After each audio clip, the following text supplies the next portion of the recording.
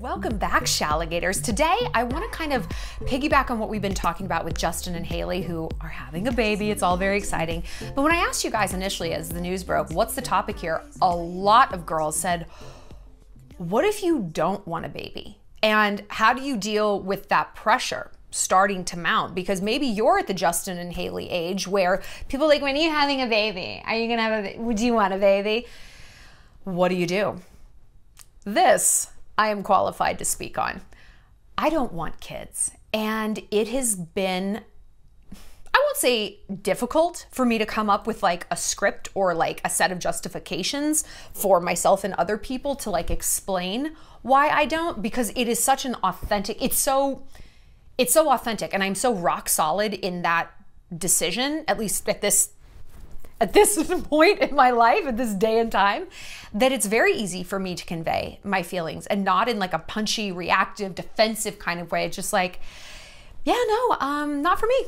That's great if you want to, but believe me, I understand the pressure that comes with it. And I don't even understand it as much as a lot of you guys have it. You might have parents who are pressuring you hardcore. It could be part of your religion or your culture or your small town or simply just what everyone else is doing.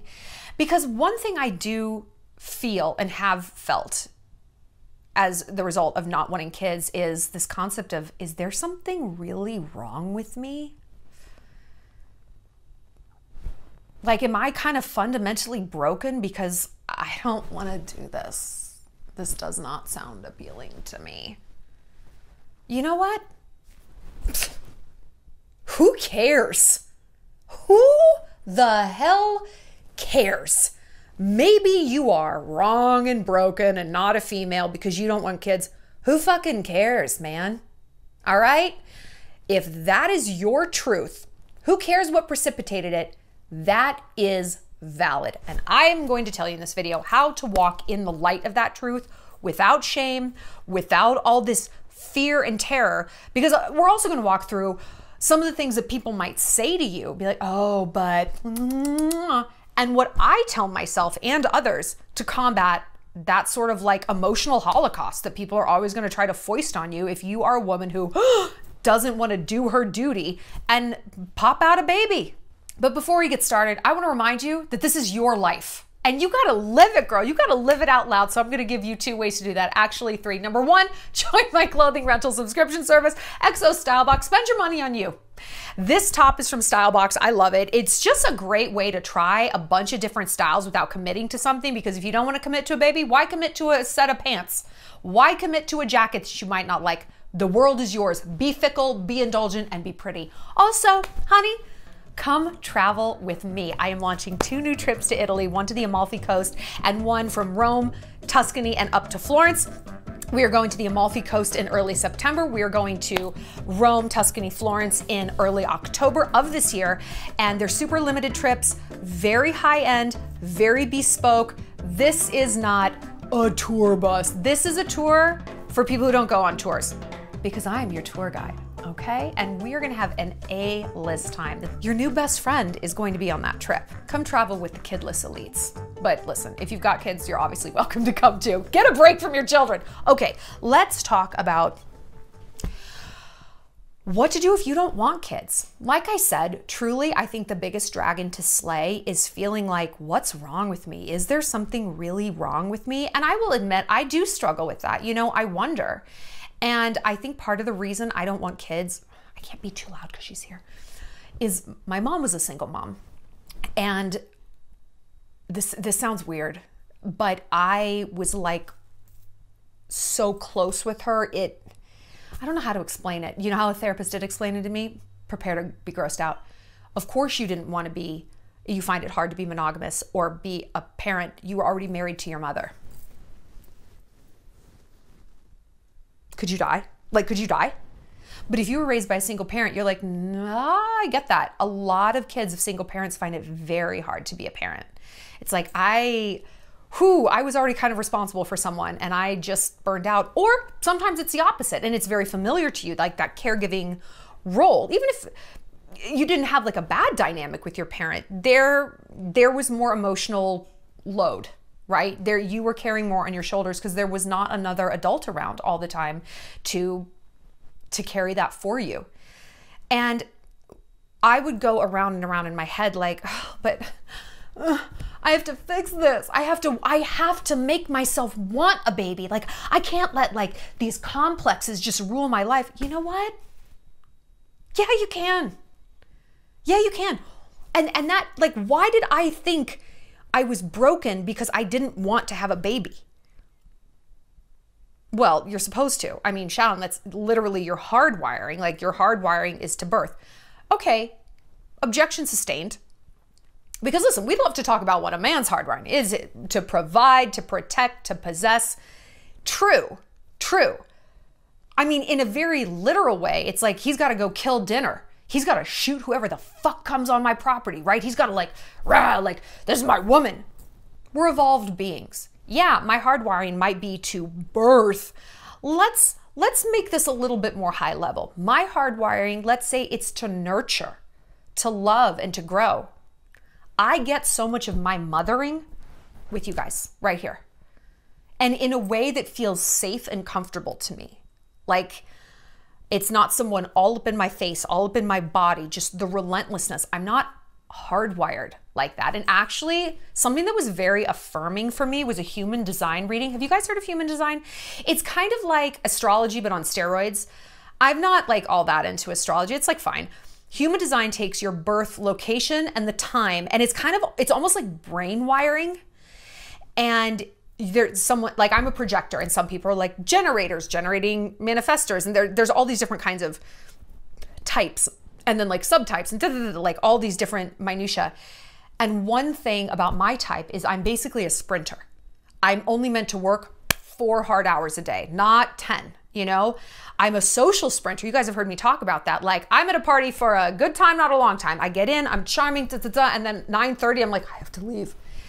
And when I did this reading, she was like, this is why being a parent does not appeal to you. It doesn't appeal to a lot of projectors because the relentlessness of it. It's actually a Shalligator who does these readings. She's amazing. I'll put her Instagram bio down in the description box. Her name is Anna Lakomi, Lakomy.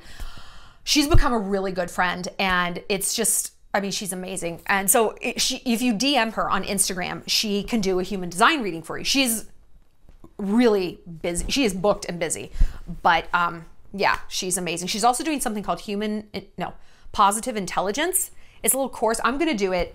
So come and do it with me. It's filling up. There's only like 4 spaces left, but it's basically how to quiet crystal, like inside, how to like defeat our inner crystal that's always giving us horror stories and worst case scenarios, and how to help us relax into a more like feminine and receptive and trusting, just a calmer state, and get out of this like hyper achievement. She calls it Ferrari brain. You're just like, you're like a high performance vehicle that never sleeps. And so, yeah, we're going to try that. Anyway, that was very helpful for me. It was very affirming to be like, oh yeah, I can't deal with the relentlessness of parenthood. And that is the number one thing about it. It's like, it never ends. It never turns off. Even when parents go away and take a vacation, they're thinking about the baby. They're talking about the baby, the baby, the baby, the baby. You've never turned your mind off. And I just can't take that. I can't take that. And then there's the aspect of, you might know what I'm going to say, the covenant of the nerd. Girl, here we go again. The covenant of the nerd is what I call the promise given to us nerds, us workers who were bred to get straight A's and badass careers and corner offices and da-da-da-da-da. Where the fuck did parenthood fit into this? That was never like part of it. It was achieve, achieve, achieve. And the town I grew up in and the school I grew up in, hi Lauren, one of my besties, literally since kindergarten, we talk about this all the time because we came from the same sort of like cultural petri dish. She doesn't have kids either. And it's like, when were we supposed to do that? Like we're bred to work, okay? We're nerds. Nerds work. And to import a baby into our life, we don't stop working. I mean, even if we like financially could, that's not our hardwiring. I'm like a cattle dog. I need something to herd, and you put me in a living room, I'll herd something, you know, like I have a wiring and I don't know that it's that. And it's funny, like what we were taught comes back to bite us. Like, what do you mean you don't have kids? What the fuck do you mean? What do I mean I don't have kids? Where was that lesson in advanced reading? Where was this in National Honor Society? This was not part of it. A baby.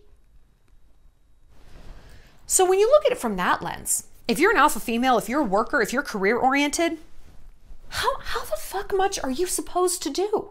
What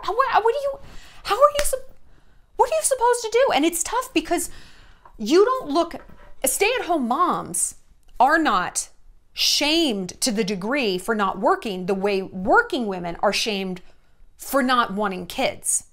We won't be shamed for not having kids if we want them. Oh, she's on her IVF journey. Like, oh, she just really wants kids. She hasn't met the guy yet. Then it's okay. But if we're like, no, I'm fine. Ugh. But you know what? Stay-at-home moms probably have the same thing. If she's a stay-at-home mom, but she's got a side hustle, she's got an Etsy store, she has a Cricut machine and she makes things like this, well, then it's okay. She's still doing it all. And that's what women have to do. Everything. But if she's a trad wife and she's like, I don't want to work. I want to cook and I want to take care of the kids and maybe 2 chickens. That's it. Then it's like, what? So to me, I'm like seeing the trad wives and I'm like high-fiving them as we're running through our individual jungles. I'm like, I get you. I completely get you. I don't want to do everything. That was never part of the agreement. That was never part of the agreement. So that gives me peace that like, listen, I am doing what I was sent to. I understood my assignment and God damn it, I'm doing it. But like I said, if you think that you don't want kids because some sort of innate brokenness, who cares? Who cares? Think of it this way. Maybe if you just worked out 7 hours a day, you could get drafted onto the U.S. women's national hockey team. I mean, you could become an Olympic powerlifter if you just worked out 11 hours a day and ate, 83,000 grams of protein and never pooped again. Why don't you do that? Oh, because you're so broken, you can't do it? Yeah, okay, cool. I'm broken. I'm not going to be an Olympic powerlifter. Oh, I'm such a broken person. Who fucking cares? Who cares? If that is your truth, that's allowed. That's allowed. You don't have to fix something because you think you're fundamentally failing if you don't want that. You don't have to want it. Oh, but Shallon, I do. You don't know my mom. You don't know my husband's mom. You don't know my friends. No, I don't. And that's the point. I don't know those assholes. I know you. And if you're here and you're watching this video, the question in your heart is, do I want kids? Me, the one who's going to be growing it, birthing it, nursing it, picking up the toys, cleaning up the barf in the middle of the night, getting all the colds that they come home with from daycare, moving them into college after 15,000 Bed Bath & Beyond runs? You are the only one who needs to answer that question. And you know what? It might take a little bit of fucking strength from you, okay? I'm shooting you real straight right now, to stand up to these people. Either path you choose is going to require a lot of strength and grit and stamina. Yes, even though we were just talking about how I don't like stamina, either path is going to require that. If you think giving in and being a mom is easy, and yeah, saying no thanks, you are going to also probably have to explain that in some form or another for a lifetime, or at the very least until menopause. But you know what? Even past then, people are going to be like, oh, it just never happened for you. You're like, no, I didn't want it. Like, I had someone say that to me, and I was like 26. She's like, oh, kids just never happened for you. And you know what I said? A book deal just never happened for you, huh, Liz? Bitch. But that's the thing. We could, this pissing contest, we could do on everybody. Oh, reality show that just never happened for you. God, it happened for me. Is it hard? Oh, I didn't realize that it came so easy to me. You have cards to play too, okay? You have authenticity up your sleeve, just like these people do. Because remember, at the end of the day, like I said, you are mom. It takes a village. But that village ain't gonna pull up. Nobody replaces mom. Dads, I mean, are more replaceable. Listen, men leave. Men leave. This is not a new thing throughout history. It's literally in the Bible. Women don't. That baby is yours forever, okay? So you better be real goddamn sure you want one. Hi. I needed to add something. It's me from yesterday. I'm somewhere in time. But one thing that I feel like we always hear about having kids is it's a love like no other. You've never known love like this. I don't doubt that's true. But I also don't doubt that it's really insulting to people who don't have kids. It's like, oh, okay, so my life is just not really real. The things I love is just like kind of hollow bullshit. Okay, cool. I didn't know that. I thought I actually loved my family and my husband or my boyfriend or my job or my pet, who I would like take a bullet for. But thank you for telling me that all that's made up unless I have a baby. And you know, can I just be weird for a second? Always. I don't know that I want to feel that my heart's on the outside of my body kind of love. I don't know that I want to feel that. That sounds unsanitary, but also really agonizing. I feel like I would be in anxious misery at all times. Like if I just like let Cowboy run the neighborhood every day, I wouldn't be, I couldn't, no thanks, no thanks.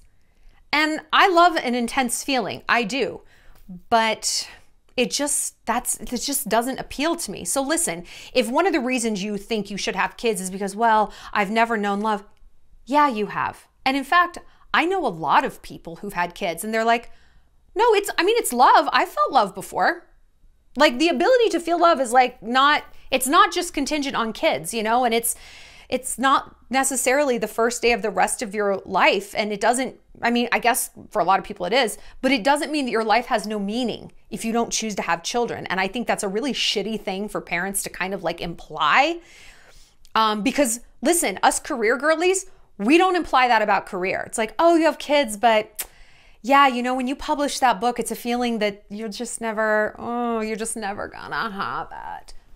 That's not an acceptable thing to say. So I don't think it's an acceptable thing to say in reverse. Okay, that's all. I'll go. I'll get back to other shit. Okay, I'll go. And you know what people like to say?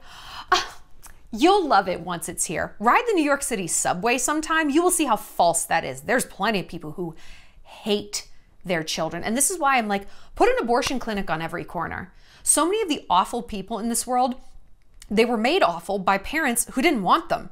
And they got that memo constantly and unendingly. And what a nightmare. What an absolute hellscape of a life to have. I can't imagine. Like I said, I grew up with a single mom. Never one moment in my life was I made to feel like she didn't want me. Not one. She was always like, just like geeked that she had a daughter. And, you know, and that is truly the foundation of my confidence. And if you had a different experience, my heart breaks for you. Do you want to keep that going? And I think sometimes kids who didn't feel very wanted, it's like we want to procreate and go on to like, to have that unconditional love, you know? But is that truly what's in your heart? Because once that train leaves the station, there's no going back, you know? So you can't have a baby to make your mom happy. And that is probably the number one thing that I struggle with. I'm gonna put on lip gloss instead of crying, okay? There's a metaphor in there. Everything's fine. My lips are glossy. Everything's fine. It's disappointing your parents. And I'm an only child, okay? And both my parents were only children and 3 of my grandparents were only children. Like the bloodline ends with me. It's tough. It's tough, but it's like, listen, I don't know that I want to sacrifice my happiness to carry on a bloodline. It's not in my heart. And here's the other big thing people are going to say to you. Well, what are you going to do when you're older? Who's going to take care of you? You know what I say? Oh, do you live with your grandmother? You must at least live with your mom. No. Oh, so who's taking care of them? It should be you, right? When are you going to move in? Or surely you're in medical school so that you can be a doctor and make all the relevant decisions for them, even if you don't live with them. You're right? Or just in some way, you're living your life for your parents. Oh, no? Huh, but I should? Oh, that's interesting. We are no longer in a society where we are caregiving for our elders. We're not. You know what? We're not. And we can also not bring a baby into this world with an agenda attached, with a sort of expiration date for their own life and happiness and pursuits, where they get to just turn around and reinvest back into us as we die. Are we going to do that? No. And let me tell you something. This was a light bulb moment for me. I've told this before. I'm going to tell it again. When my grandmother, I adored, was in a home. She's in her 90s, and one of her roommates, her housemates, Miss Jean, she said, "It's so nice you come to see your grandmother. I never get visitors." And I said, "Oh, Miss Jean, I'm sorry. Do you not have kids?" She has 9 kids. I was like, "What?" She's like, "I have 9 kids." I said, "Do they live somewhere else? Where do they live?" She's like, "Oh, they all live within 10 miles. I'm like, hold on a minute. You have 9 kids in a 10-mile radius and they never come to see you. She's like, mm-hmm. I even asked the caregivers. I was like, is that true? She's like, yeah, it is. Because you know how old people, they're martyrs and they lie. No, that was true. And that's when I was like, what the fuck? Because watching my grandmother get ill and eventually, pass away and go home to be with Jesus, it really frightened me about what the end of my life will look like, because my mom was an RN, she was an ICU nurse, and so she was making incredible decisions for Gigi, just, because she knew it. And I thought, who the fuck is going to make these decisions for me? You know what? The same people who make a lot of decisions for me, people that I hire. People that I hire. The end of your life is going to suck no matter what. You're going to be lonely if you have a trillion children. It's going to be boring and sucky and kind of painful and kind of scary. That is dying. That is getting old. Are you willing to trade these good years for the roll of the dice that your kid is going to somehow grow up to be a gerontologist, like an old people doctor, that they're going to want to live with you, that they're going to want to put their lives on hold, that are probably going to be in their 30s, 40s, the real meat of their life. They're probably going to have little kids of their own. No. Let me stop all that and let me move into Shady Pines with you, Ma. Is that realistic? And like I said, do you want to give up this good part of your life? Because people have said to me, well, aren't you afraid you're going to be lonely and sad and miserable when you're old? I said, listen, that is a possibility. But if I have a kid now, it is a guarantee that I will be miserable because I don't want one. So I'm looking at this. We don't want to look at this from a real logistical standpoint. It's maybe I'll be miserable, but I know I'll be miserable if I go down this path. At least that's how I feel. Some people are like, well, I don't know if I'm going to be miserable or not. You don't need to know right now. You realistically have until you're about, I would say, 45 years old to have a baby on the natural. No IVF. I am so, don't even get me started on that. Don't even get me started on the fertility holocaust that is being foisted on women, that your fertility, your eggs are dying, your eggs are dying. I literally will not hear this information. I don't follow accounts that talk about it. I cut off people who talk about this and blah, blah, blah. I focus on my body. Okay, I don't look at data. I don't look at studies. I don't do that when it comes to my body about anything. I mean, the same doctors who are going to tell you that you're a geriatric pregnancy over 35. First of all, did you know that data is based on data from the Renaissance? When people live to be 50? No shit. Also, let's say it's modern data. Most people are obese. I'm not. Most people smoke and drink. I don't. Most people eat a ton of red meat. Not me. I am an outlier, okay? That data does not necessarily represent me. And I think about that for breast cancer, for everything. Not like I ignore my health and I don't ever listen to doctors, but listen, the same doctor who told me you're probably not fertile also told me the fucking vaccine was safe. Sit down. I am plenty fertile. I have the data to prove it. Like, I have my own data. I am fertile. I am a closed loop here. I don't need anyone's outside information. I am focused on myself and my body. The way, if I was having a baby, that would also come just down to me. Responsibility comes down to me as the mother. So I am looking at my body alone in a vacuum. Thank you for trying. I will be deleting that information. I'm actually closed for feedback. So if your concern is, I have to decide. No, you don't.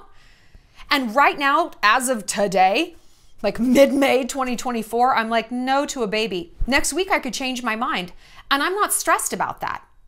No, I'll get pregnant. If that's in God's plan, I'll get pregnant. And if I don't, I'll adopt a baby. I'll be a foster mom. I'll adopt a mini donkey. I will get that need met somehow. It doesn't have to mean I pump myself full of incredibly toxic hormones and I have to shoot a baby out of my body, to shoot a baby. That is not how I define motherhood. That's not how I define it. I have a much broader definition. And therefore, I take the anxiety down because I now have options. My only path to motherhood, should I decide it, has nothing to do with pushing something out of my vag, which quite frankly, I don't want to mess with. Really enjoying what we got going on now. Nipples, right where I want them. Thank you. So because I give myself that breathing room to define motherhood in a much more liberal way, I am so much more impervious to people being like, TikTok, maybe for you, not for me. I'm actually VIP. I get a longer lead time to decide these things. I have more options. Ooh, you don't? Yikes, that's unfortunate. And that mentality is what influences a lot of people to tell us we need to have kids. My friend calls it hazing mentality. Like, you know how they haze people going through a frat or a sorority, where it's like, why do I have to do this? Like, why do we have to be sleep deprived and like get sprayed in the face with stuff? It's like, well, because I had to, and therefore you have to also. It's like, it's not rooted in logic. It's just like, well, I didn't have a choice, so why the fuck do you think you do? Because I'm a different person. And maybe the world is a different place. And if it isn't, your world might not be. Mine is. Mine is. I'm sorry you felt like you had no choice. Truly, I do. Okay, so forgive me if I am going to disregard your advice because it is coming from a place of very narrow mindset, of limited options. And whether that was perception or reality, that you mom, that you grandma, that you sister didn't feel like you had a choice. So sad, too bad. That is not my reality because I choose a different reality. Sorry you didn't think you could. But you did make a choice. You did have choices, and that's the one that you made, okay? Misery loves company. Misery does love company. And it's funny, the women who seem to hate motherhood the most are the ones who pump it on me the hardest. You'll love it. You don't love it. You should not be a salesman. Like, okay. Because the ones who really do love it, they're like, hey, oh, I get it's not for everybody. Like the way I am with being an influencer, I'm like, listen, you have to be built for this, okay? I would never encourage someone to go down this path if it's not really, really the dream that's in your heart. It's too hard and it's too unrelenting and there's too many ups and downs and, you know, do whatever makes your heart happy. It's tough, you know, it's one of those things that you just feel like you're damned if you do and damned if you don't in some ways. But I try to flip that because how about this? This could be a complete logical fallacy, but we're going to go with it anyway because it's going to make us feel better. If both paths feel wrong, then I think logically that means both paths potentially feel right. Right? So if you decide not to have a baby, your life's going to be great. And if you do decide to have a baby, it's going to be fine too. You're going to figure it out, okay? And you're going to make it work. And you're going to make the best of it, the way you make the best of everything. For me, it's not the right choice. And there is a grief with that. There is, you know, and I would be lying if I said there wasn't. I always thought that this impulse to have a kid would somehow kick in. And I know it kicked in for some people, but also I know a lot of people, like one of my friends, she was reading her like about me thing that she found in her parents' closet from when she was 6. And it was all about how much she wanted to be a mom. And she grew into exactly that person. She's like, cannot wait to be a mom. And I was like, wow, like some people just know. What I had said when I was 6 is I want to be famous. You know, like there's different dreams in our hearts, and God bless the fact that we live in an age where we can be anything. But I know that the hardwiring for women is still and will probably always be, yeah, but you really have to be a mom. The only thing you actually have to be is a mom. You can not be a mom, but you still have to really want to be a mom. And you know, as long as you're trying, you can fail, but you still have to really, really, really try. You still get your woman card. You know, if you've gone through 35,000 rounds of IVF, that's all right. Oh, you're not even trying? Whoa. Why are you even here? Why are you even here? How sad that legacy just comes down to whatever I birthed out. And for some people, that's not sad. I'm not saying inherently it is, but how sad that that would be the only way in this day and age, given the myriad of options and paths, that's still the only way we define our name living on, our legacy. Like me being able to help you guys and influence your decision in your life, that's legacy to me. I don't need to birth this out of my body. I am leaving a mark on this earth with, to me, a higher rate of return and a better guarantee than, oh, I have a kid and maybe they're just a big asshole, you know? Maybe they don't do jack shit with their life and maybe they live one generation, you know, and they don't have kids and then the bloodline dies anyway. And it's like, great, so glad I ruined my tits for this. I would rather leave a mark on the world in a way I see fit. And you know what? You don't have to leave a mark on the world at all. How about that? You can travel with me to Italy. You can indulge. You can live a life of pleasure and happiness and self-indulgence. And it's not stupid and it's not pointless. If something makes you happy, how on earth could that be pointless? That is the point. And for some people, having kids makes them happy. And that's valid. That's understandable. But traveling to Italy and having a beautiful house and beautiful things and buying jewelry, that's not valid? Well, I'm sorry, but it's valid to me. And I actually don't need anyone to yay say that, because the way I feel when I live my life, my authentic life, is so aligned. It creates this beautiful music that only I hear, this perfect pitch inside my head. And it drowns out the opinions of everybody else. It is hard to get into that perfect alignment, but it's certainly not impossible. You know, you do it step by step. Do I like Pepsi or Coke? Do I like chocolate or vanilla? You're constantly checking in with yourself. And because I did start to do that from a young age, when it came time to the big questions, where do I want to live? Montana. And people were like, "Ruh." But my alignment was, my alignment was perfect. So that was an easy decision to make. I was able to listen for that music. And because I was hearing this beautiful music inside of myself, the music of alignment, the opinions of others, it just sounded like noise. And I could just tune it out. No, thank you. I'm going to move away from that noise and I'm going to move back into the path of my own beautiful soul music. Don't be afraid of that. When you're in that soul place, you are in the palm of God. God has put you there in this perfect alignment. And God's got you. God's got you like a little baby fawn in the palm of his or her hand. So don't think that God's going to be mad you're not having a baby and you're going to get punished and there's a karmic debt. No, that's not how alignment goes, I don't think. When you truly feel good and authentic, blessings start rolling your way. I mean, look at the life I get to live. I'm so happy. I'm so happy. I understand that a lot of people wouldn't be happy in my life, but I am. They don't need to be in my life and I don't need to be in theirs. I can be in my lane and people can be in theirs, and it's all love. Let me know what you think. If there's an aspect of like, ugh, I don't know if I should have kids, I know that I don't want kids, But I'm really afraid of being bored and lonely when I'm older.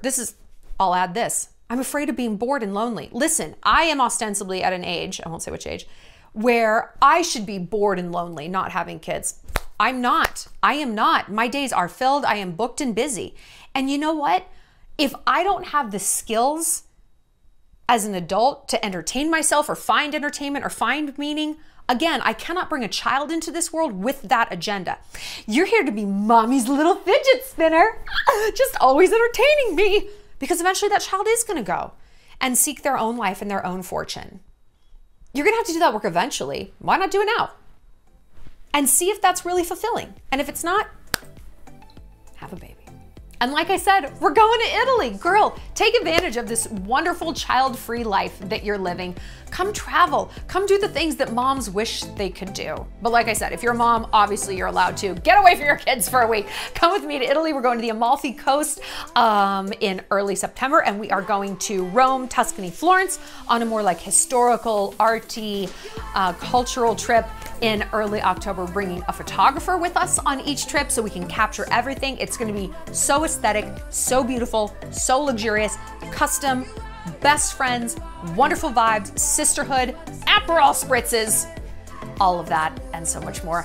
Click the link right there to add your email so you can be notified when the trips launch in like a few days. And I will see you later, Shalligators.